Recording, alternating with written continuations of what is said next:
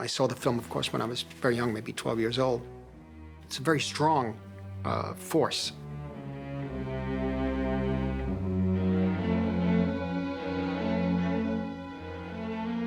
I mean, as you're watching the picture, you get a really strong sense of a kind of obsessive nature of revenge, an all-consuming way. The nature of it and how it can turn a person out for vengeance into pretty much a ruthless, cold-blooded monster who starts taking on the characteristics of the people he's going to take revenge from.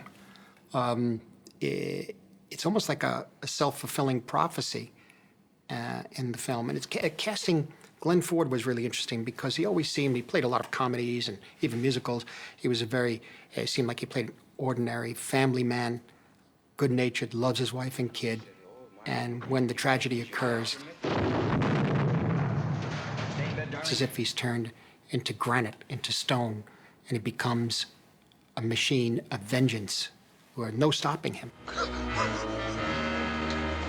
What did he do for you? When I let go, start talking. If you don't, I'll finish the job.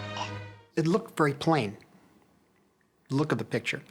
I mean, naturally, a lot of the films that Fritz Lang did after Fury, when he came to America after 1936 with Fury, when you look at them compared to the great silent films he made, there's a major difference. There's a flatness. There's a visually composition.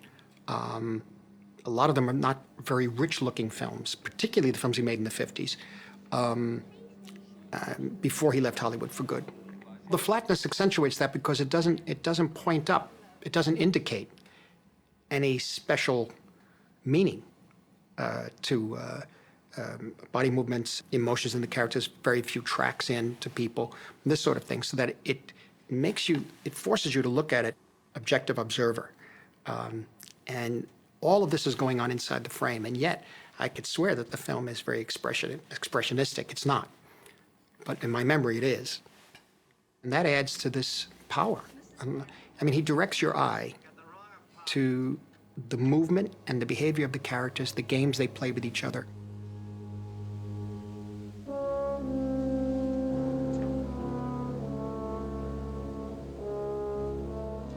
This idea of fate, you sensed it in the nature of the way that they play out in the picture. Particularly this horrible moment where Lee Marvin throws a hot coffee in Gloria Grahame's face. It happens so suddenly, without warning, and it's horrifying. There is a shot of the coffee pot when he looks at it, which is a moment where the audience is saying, no, don't do that, and he does it. You lying pig!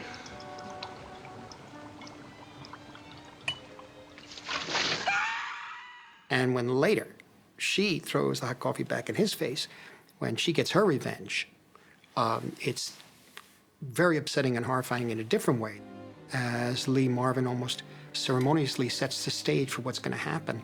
And when the coffee's thrown in his face, you don't see Gloria Grahame doing it. It comes from off-screen, around the corner.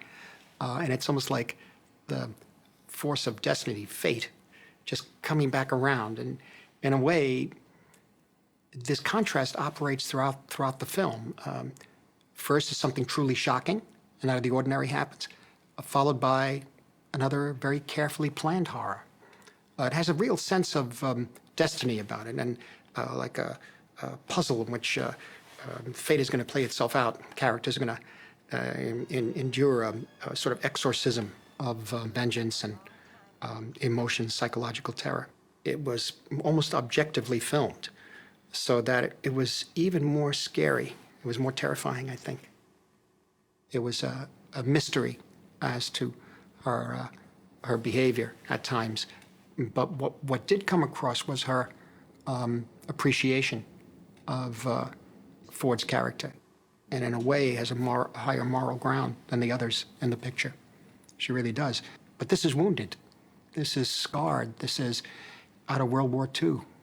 You say, and I think that's very much Lang's point of view by that point.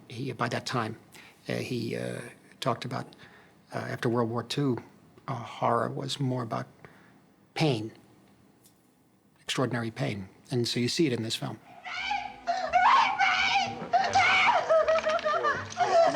I'll fix you in your pretty face. Vince, she scalded. She had it coming. They try to appear loving when they're being calculated or innocent. When they're guilty, they try to appear innocent and they're actually guilty.